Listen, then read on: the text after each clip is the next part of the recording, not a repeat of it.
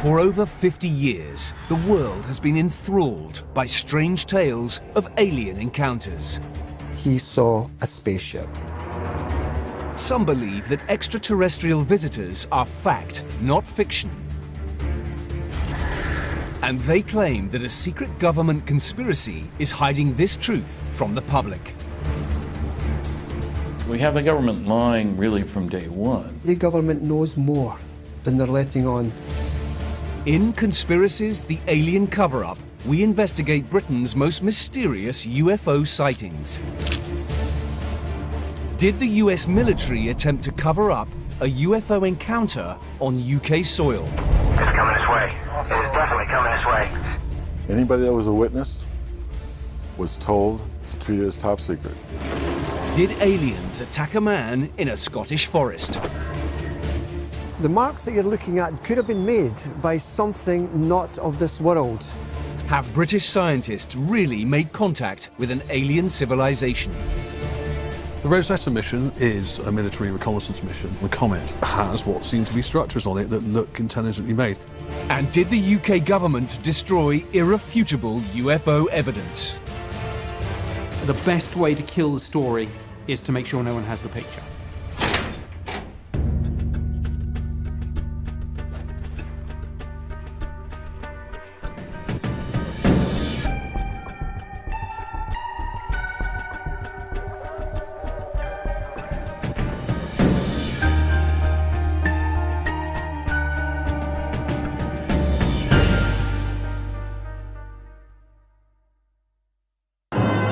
Do you believe in flying saucers? For over 70 years, we've been gripped by eyewitness accounts of strange sightings and close encounters with what are claimed to be spaceships and extraterrestrials from beyond our world. He was able to move sideways, do manoeuvres that no aircraft in this country could do them sort of manoeuvres. The object was likened unto a cross. I believe the UFO phenomena and the crop circles are totally connected. But could we really be experiencing actual contact with beings from other planets? Astronomers and scientists who specialize in this area do believe that, statistically speaking, there must be not just life elsewhere in the universe, but intelligent life. For some, the evidence gathered from sightings around the globe points to only one conclusion: extraterrestrials have arrived. No question in my mind, alien visitors are monitoring the whole darn planet. Stanton Friedman has investigated UFO encounters for over 50 years. He not only believes that aliens have visited Earth, but he claims that our governments have secretly conspired to cover up this truth. There's a whole secret world out there, top secret world. The need to know is what's crucial here. Very few people have a need to know for the most classified stuff.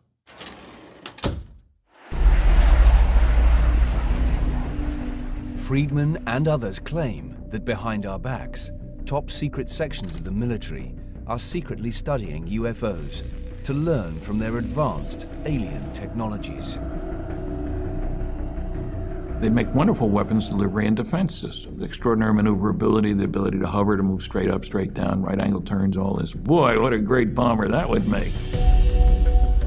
But despite this alleged secrecy, there have been numerous documented incidents of alien encounters. One of the most famous, cited by the conspiracy theorists, occurred right here in the UK. It's coming this way. It is definitely coming this way. Now we're observing what appears to be a beam coming down to the ground. This is unreal. Anybody that was a witness was told to treat it as top secret.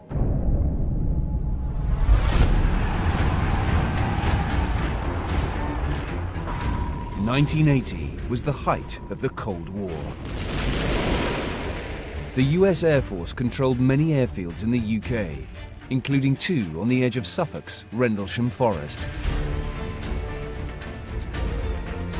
And it was here that it's claimed that the UK's biggest military cover-up of an alien encounter occurred.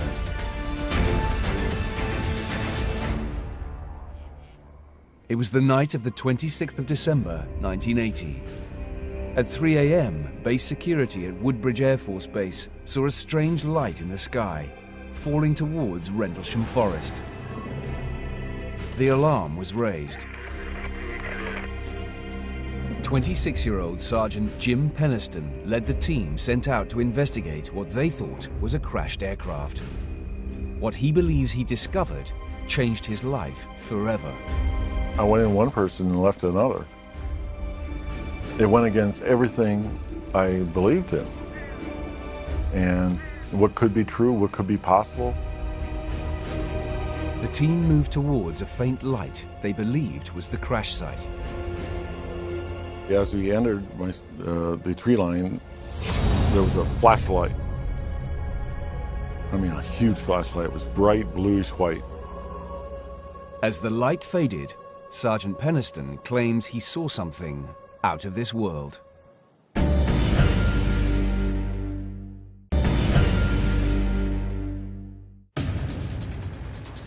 Many people claim that our governments are conspiring to cover up the truth about UFO encounters.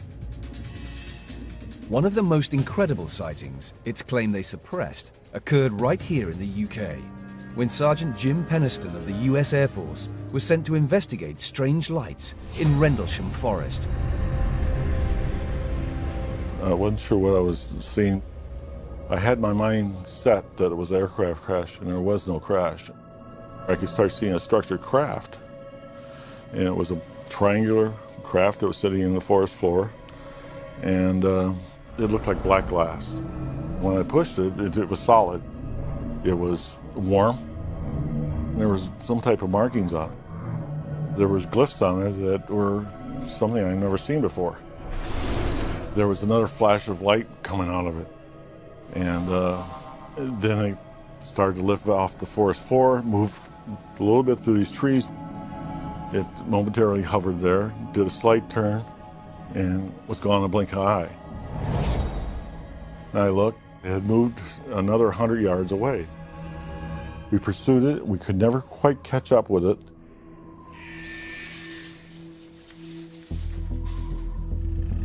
Giving up the chase, the soldiers returned to base. Fearing ridicule, Penniston didn't disclose his close encounter, reporting only that he saw unidentified lights.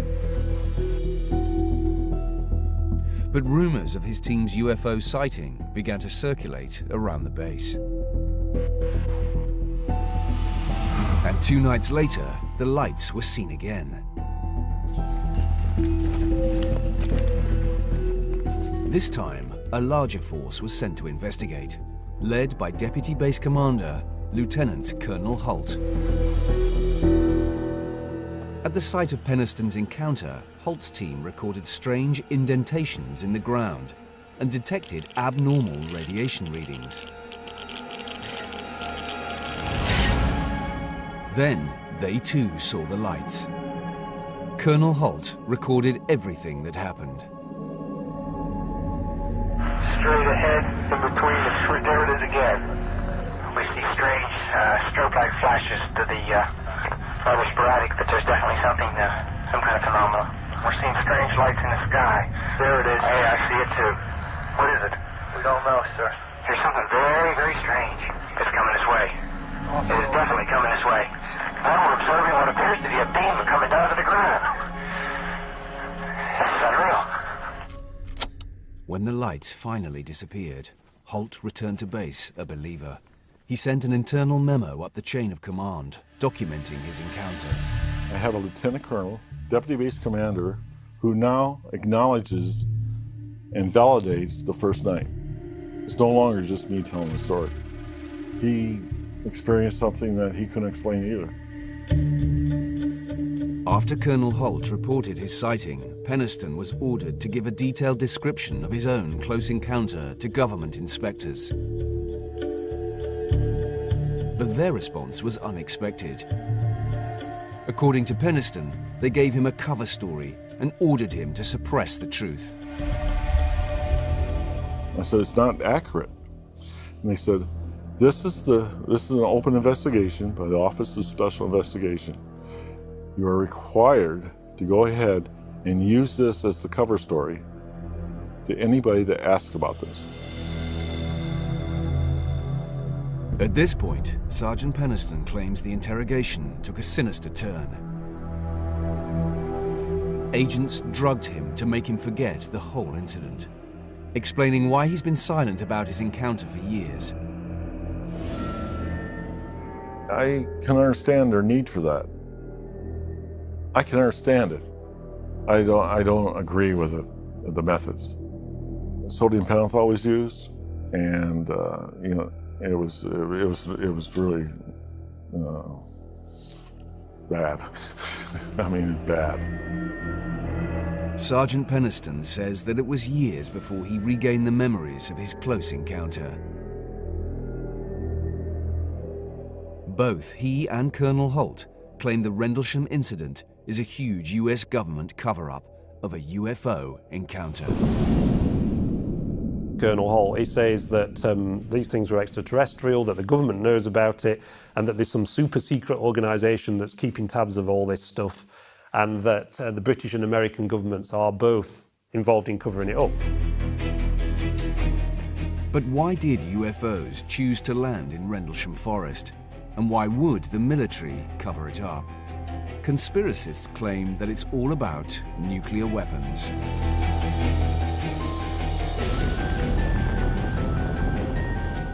They say that there is no coincidence that UFO sightings had shot up after we entered the nuclear era. From an alien perspective, mankind had come of age. At the end of World War II, it was perfectly clear that soon these idiot Earthlings would be able to go out there and bother them with nuclear technology.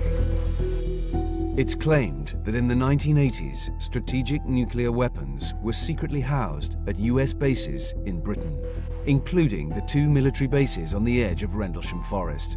But it's never been confirmed. The twin bases of Bentwaters and Woodbridge were 2 of the most strategically important military establishments in the entire NATO military alliance. I can neither confirm nor deny the presence of nuclear weapons at Bentwaters or Woodbridge. Believers claim that the UFO had come to spy on these munitions. In his account, Colonel Holt states that the UFO shone a beam onto the hangar where the nukes were allegedly stored. When you've got nuclear weapons, I would think aliens would want to know what was going on here. The conspiracy theorists point to the fact that the US military kept the Rendlesham Forest incident under wraps for over 2 years. The story of the UFO encounter only hit the headlines in 1983, when Colonel Holt's official memo became the subject of a Freedom of Information request, and the military was forced to release it. But skeptics claim that the Rendlesham incident was no close encounter. They say there is a simple explanation for the strange lights. A lighthouse, specifically Orford Ness Lighthouse, on the coast a few miles from the forest. If you're standing in Rendlesham Forest in the right position, you can actually see the lighthouse sticking out. I've seen it. It's perfectly visible from where Colonel Holt was at the time he was making the recording. The lighthouse flashes every 5 seconds, a fact skeptics say proves there was no UFO. You play Colonel Holt's recording and you can hear him and you can actually time it against the flashes. There it goes again. Now, he didn't describe in his tape recording seeing a UFO and a lighthouse. He described seeing a UFO. He doesn't mention the lighthouse at any point in that recording. So him saying years later he couldn't possibly have got the 2 mixed up, I'm sorry, does not cut any ice with me. Oh, if they want to say it's a lighthouse, they can. I don't care. It was a structured craft. It was on the ground. That is what they're trying to hide. The skeptics also doubt both Penniston's account of his close encounter with the craft and the drug-fueled cover-up, because these key revelations were only reported by Penniston years after the event. None of that was mentioned in 1981. The right way of looking at it is to say, those people making those claims, let's see your evidence. Where is your evidence? There isn't any, just stories. And those stories become bigger and bigger and bigger and more elaborate every year. Skeptics believe there was another reason for the military covering up the alleged encounter. If nuclear weapons were secretly kept at the bases, the authorities would have been keen to hush up any incident that cast doubt on the security and integrity of the base defenses. The idea that the government is covering up something it's embarrassed about is a lot less interesting than it's covering up something that it's frightened about. But the former, of course, is much more likely to be the case. Whether or not the US military were attempting to hide important secrets remains unknown to this day. But we now know for a fact that for decades, on both sides of the Atlantic, the military had been secretly studying UFOs. By the early 1950s, both the US and UK militaries had set up top-secret task forces to investigate the post-war boom in sightings of unidentified flying objects.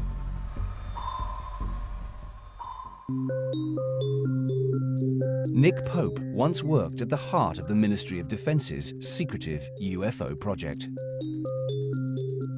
The central purpose of the UFO project was to ascertain whether or not any of these sightings constituted a threat to the defence of the UK.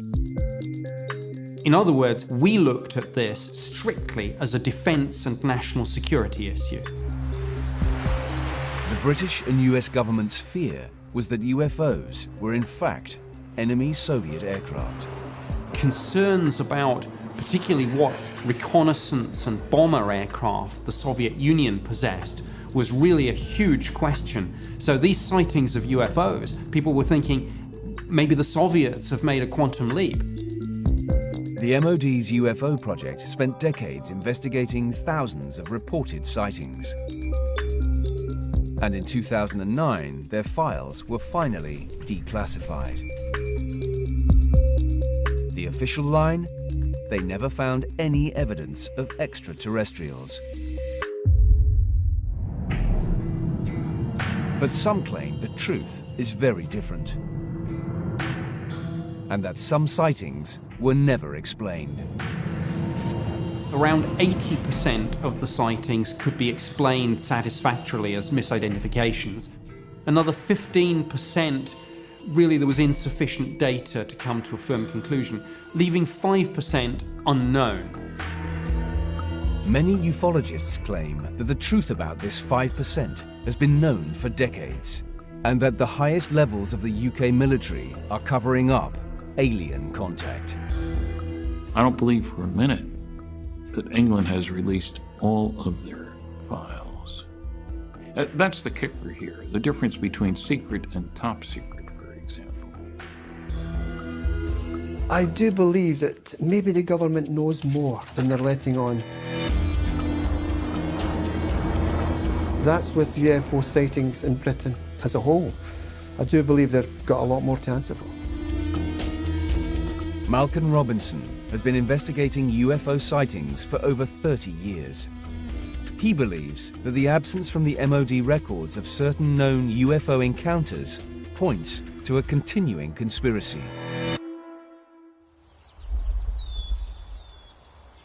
One such encounter occurred in 1979 in Dechmont Woods, near the town of Livingston in Scotland, when forestry worker Robert Taylor claimed to have been assaulted by extraterrestrials in broad daylight. It was on the morning of November the 9th, 1979, that Robert Taylor was walking down this forestry path behind me. And as he walked down this path, he came to this clearing. And as he stood there, he was absolutely gobsmacked by what he saw.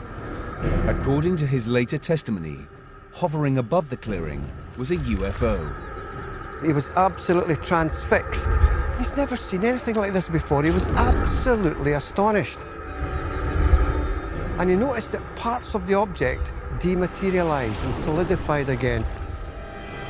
And just then, what resembled 2 Second World War sea mines descended from beneath this object and started rolling across the grass towards him.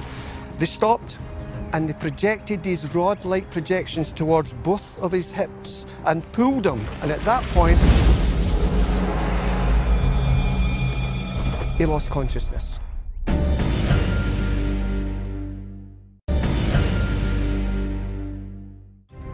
In November 1979, when 61-year-old Robert Taylor was walking through woodlands near Livingston in central Scotland, the last thing he expected to see was a UFO.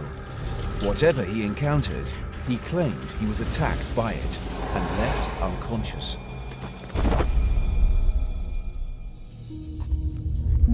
According to Taylor's testimony, when he came to, the UFO was nowhere to be seen.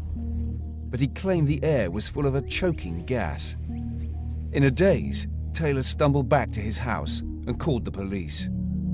When they arrived, they discovered the forestry worker battered and bruised with torn clothing.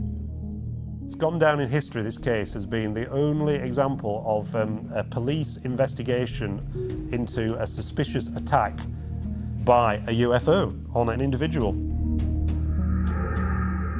Robert Taylor was the only witness to the events he described, but his account was judged to be reliable. Everybody who's investigated the case says Bob Taylor himself was a very credible witness. He didn't try to make money out of the case. He was very phlegmatic about it and didn't seem particularly perturbed or excited about it. And he was not somebody who was known for making up stories or making incredible claims. He believed, and he always to his dying day, he believed that he saw a spaceship, for want of a better word. In fact, that's the words he used. He saw a spaceship. Unlike many UFO sightings, Taylor's eyewitness statement was supported by physical evidence.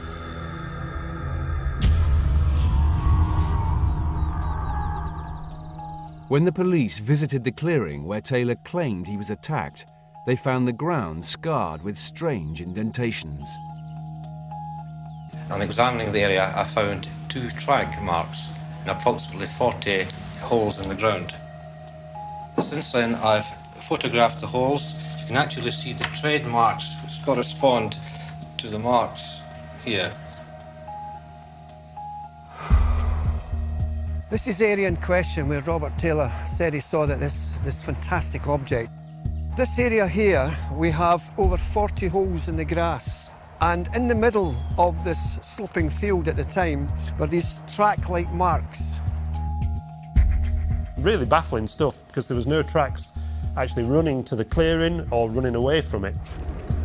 With the testimony of Robert Taylor, with these spiky balls that descended from beneath this object and rolled across the grass, perhaps it was those devices, it may have made these indentations, these marks in the grass. The police photographs and sketches are not the only evidence that remains from the incident.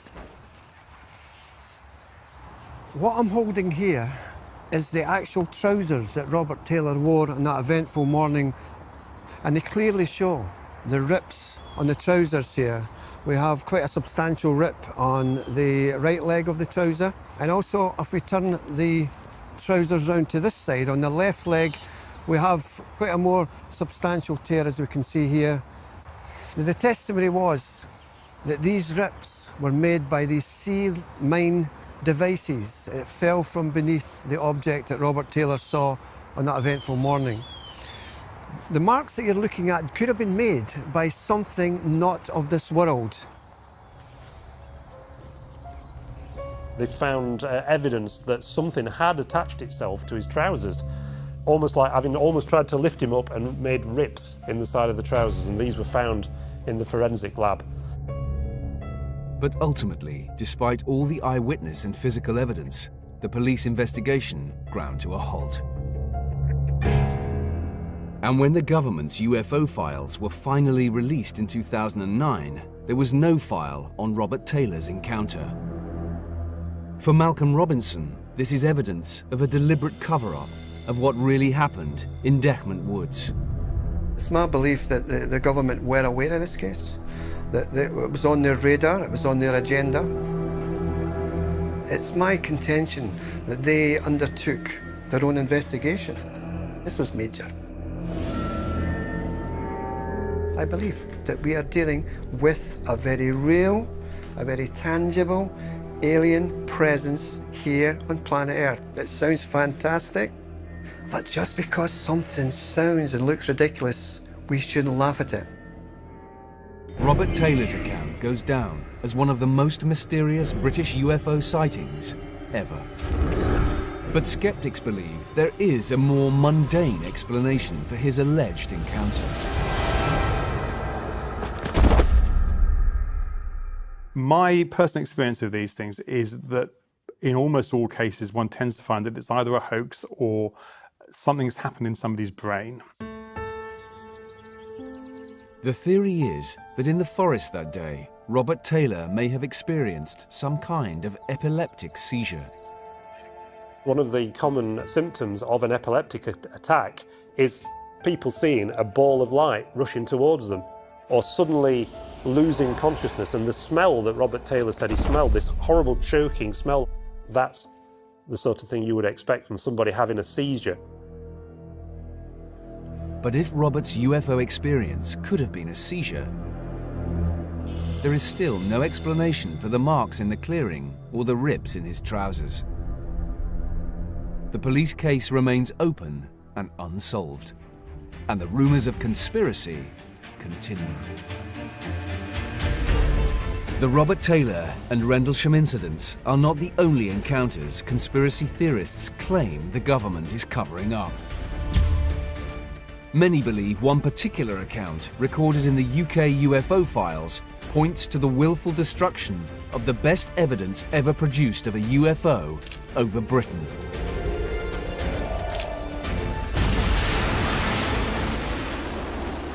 The best way to kill the story is to make sure no one has the picture. According to the UFO files, in August 1990, two hikers were walking in the Scottish Highlands, close to Calvine, north of Pitlochry. Suddenly, they saw something incredible.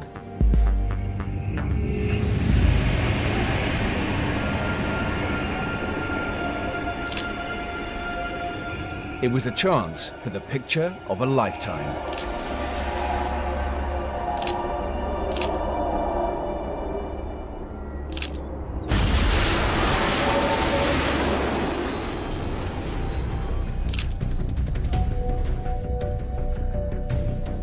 The hikers immediately contacted journalists from the Scottish Daily Record newspaper. After viewing their photos, the journalists chose to share both pictures and negatives with the Ministry of Defence. The UFO desk files say that the images were then analysed by the best team in the business. The Defence Intelligence Staff sent these images to JARIC, that's the Joint Air Reconnaissance and Intelligence Centre. Now this is the UK's military centre of expertise when it comes to imagery analysis. They identified a small jet in the background, but the large diamond-shaped craft in the foreground defied classification. These intelligence personnel come to the conclusion that these photographs are real, it's a solid craft, and no one has the faintest idea what it is. At the time, Nick Pope was a junior member of the UFO team. He remembers the response of the MOD's top UFO expert. He started gesticulating, and he said, well, we know it's not the Americans, and he pointed his finger that way, and he flipped it the other way, and he said, it's not the Russians. And he said, and that only leaves, and he did that. And my boss looked at his finger and looked up at the ceiling, and we all just looked at each other, and nothing further was said. I mean, there were certainly people in the MOD who were prepared to think the unthinkable. and say, yeah, maybe, just maybe, it could be extraterrestrial. Behind Nick's UFO project desk, the Calvine picture had pride of place. People would come into our section, they would see this thing and say, what the heck is that? And we'd tell the story. It's the best UFO photo we ever received. Then, suddenly, things changed. According to Nick Pope, an internal cover-up began.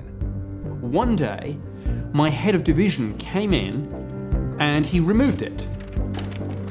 I don't know whether it was sent somewhere else for safekeeping or someone else on his behalf put it through the shredder, but whatever happened, when the MOD opened its UFO files, questions were asked about that picture, and the answer was, well, we don't know, it's gone. Outside evidence of the photograph's existence had also disappeared. The Daily Record never published the pictures, and now their journalists claim no knowledge of the story. Now, to me, if you've been given a photograph like that, what a fantastic scoop. I just thought, why was it that the Scottish Daily Record didn't publish these photographs? And I spoke to all the chief reporters who were around at that time. They knew all the people who were there back to 1990. None of them could remember the story at all. I can only assume intelligence specialists in the Ministry of Defence convinced the paper not to run this, maybe through use of a D-notice, but maybe through some other means, and for whatever reason, the paper complied with this request and the story was dropped. Without the journalists, the hikers could not be traced, and they have never come forward. All that now survives in the UFO desk's Calvine image file are a couple of crude line drawings. The original photograph has disappeared without trace. And many believe this points to a cover-up.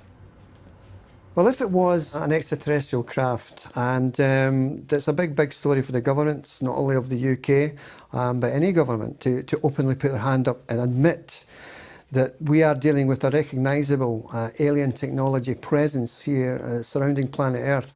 In this sort of situation, it really is the case that a picture paints 1,000 words. You know, the best way to kill the story is to make sure no one has the picture. But could there be another explanation for a government conspiracy? One that does not involve aliens? Well, I think this is one of those rare occasions where there actually is a conspiracy of sort, though maybe it's not quite the conspiracy that people think it is. The truth is that during the Cold War, the US military had many secrets to hide, including the stealth and spy aircraft technology that had led to the F-117 fighter and B-2 bomber. Rumors that the Americans were working on an even more advanced spy plane had circulated in the months leading up to the Calvine incident. A lot of stuff on TV and radio about this new hypersonic aircraft that the Americans were supposed to be testing, codenamed Aurora, which was supposed to be diamond-shaped, and it was supposed to be the next generation of stealth aircraft after the F-117 and the B-2 bomber. Skeptics believe that the head of the British UFO desk, although not clear to know about Aurora, would have had the incentive to protect an American military secret. They'd not got any confirmation that this was flying in British airspace, but they suspected it might be. So to them, this was potentially, you know, a picture of a top-secret aircraft. So you can imagine there would be a lot of sort of, you know, this is not something we want to say much about. The desire to protect technological secrets could explain why all traces of the Calvine photograph were removed. The inherent secrecy of the government and the military has led to a situation where people think we do have a spaceship hidden in an Air Force hangar somewhere. If we did have a spaceship hidden, I'm afraid they didn't tell me. But UFO believers remain unconvinced. And they claim government cover-ups now extend into space.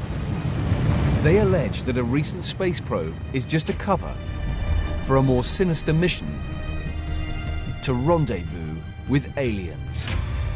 It was pretty obvious straight away that there were structures on there, and there was even a UFO hovering just above the surface, about the size of a family car.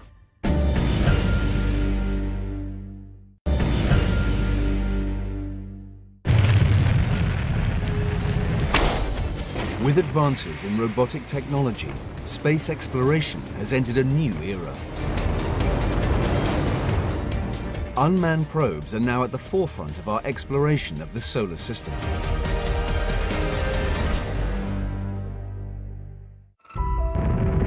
Décollage. But some believe that our forays into space have a more sinister purpose.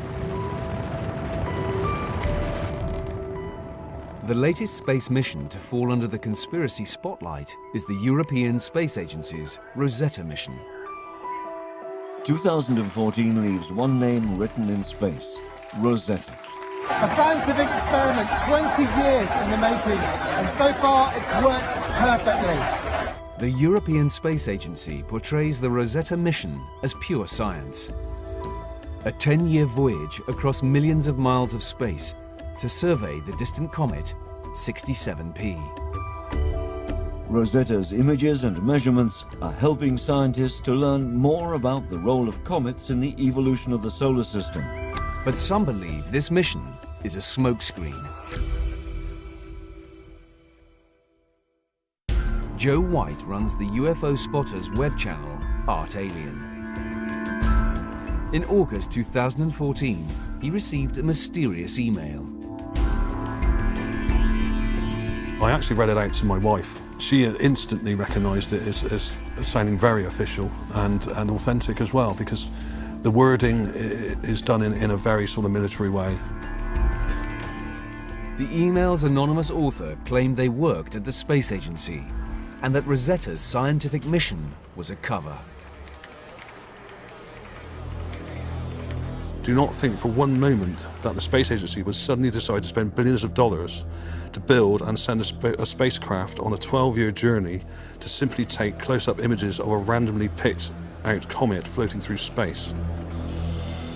The email alleged that the real aim of the probe was to carry out a military mission to make contact with aliens.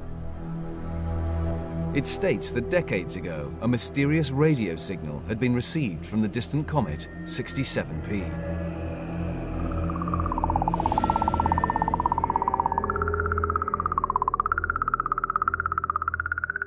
My understanding of it is that one of our deep space satellites or probes may have picked up this signal as far back as 20 years ago. Conspiracists believe the signal is a message from intelligent extraterrestrials. This signal is actually musical and contains some sort of intelligent structure which could possibly be decoded. This mission was never really about just randomly landing on a comet 350 million miles away. It was actually and is a military reconnaissance mission. Conspiracists claim that Rosetta is designed to rendezvous with the aliens who sent the signal. Joe believes the final conclusive evidence is hidden in plain sight in the photographs Rosetta is now beaming back to Earth. It's a large rock, it's 4.5 kilometers long, and it has what seem to be structures on it that look intelligently made.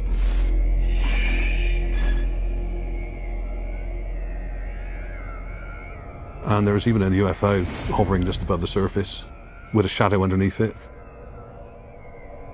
about the size of a family car. There was a tower also, which looks like a communications tower. In fact, it looks very much like a lighthouse. It sticks straight up like this. I think that ESA know exactly what this is, and this is exactly why we went there in the first place. And I think that the email stating as such is bang on the money, because everything that person said in the email has turned out to be true.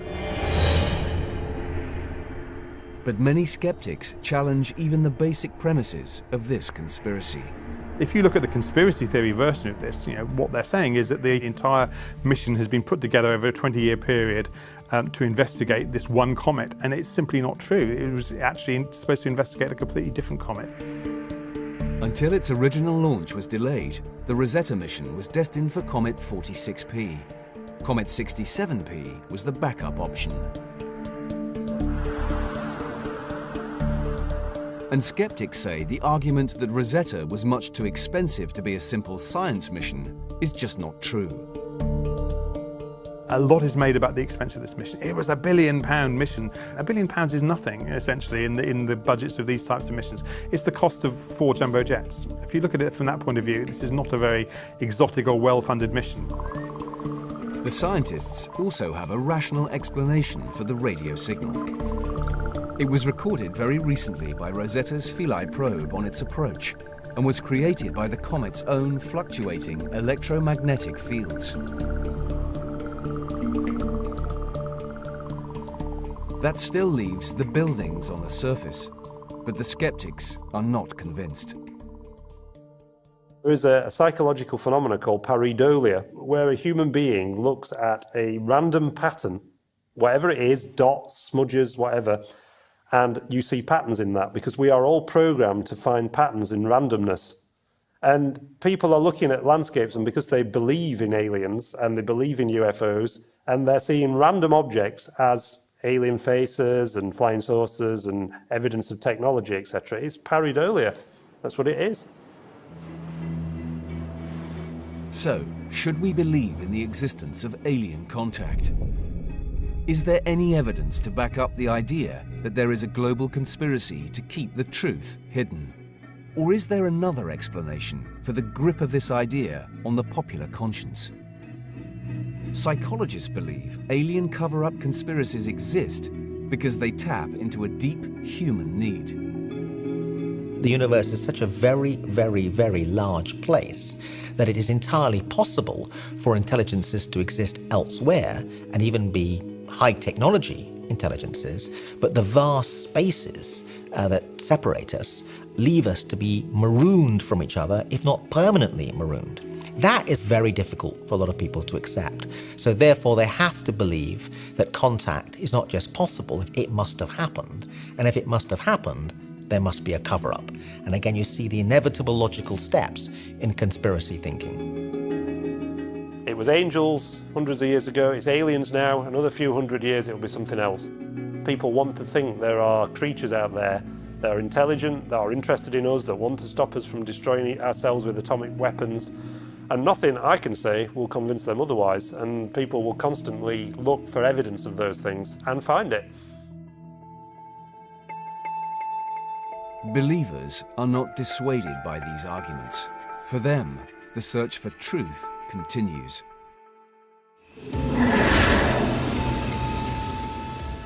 I can't imagine anybody in the government wanting to admit, oh, by the way, we haven't been telling you the truth for all these years. We have the government lying really from day one. They lied about it and got away with it.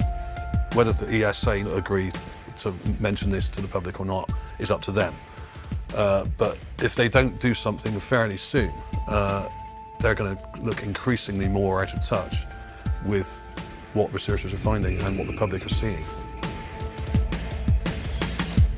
The volume of evidence that has been gathered from all continents of this planet is simply overwhelming. I honestly believe I wouldn't be sitting here today if I didn't believe we are dealing with a real, honest-to-goodness phenomenon. Wherever sightings remain unexplained, anything is possible. There's always the chance that maybe, just maybe, there is someone out there.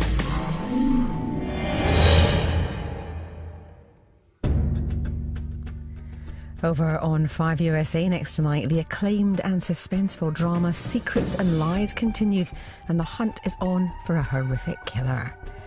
Next year on Channel 5, brand new 20 moments that rocked talent shows.